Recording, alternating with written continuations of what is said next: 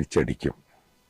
ഈ പറയുന്ന ഹമാസിന്റെ നേതാക്കളെയും അവരെ ആരൊക്കെ സപ്പോർട്ട് ചെയ്യുന്നു അവരെ എടുത്തിരിക്കും.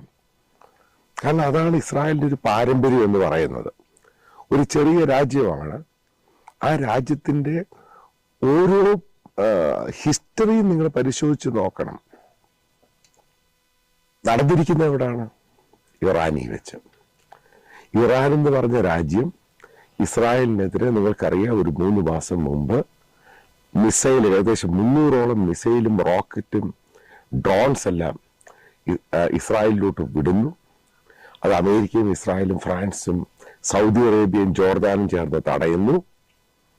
സംഭവം പിടികിട്ടിയല്ലോ. അത് കഴിഞ്ഞിട്ട് ഒരു സിംബോളിക്കായിട്ട് ഇസ്രായേൽ അവരുടെ F-35 എയർക്രാഫ്റ്റിൽ നിന്ന് ഒരു ബോംബ് വിടുന്നു. അത് ഇൻ ബിറ്റ്വീനാണ് നശിപ്പിച്ച് കളഞ്ഞു. എന്നിട്ട് കാണിച്ചു കൊടുത്തു, ഞങ്ങൾക്ക് നിങ്ങളുടെ ഈ സ്ഥലങ്ങളെല്ലാം അറിയാം,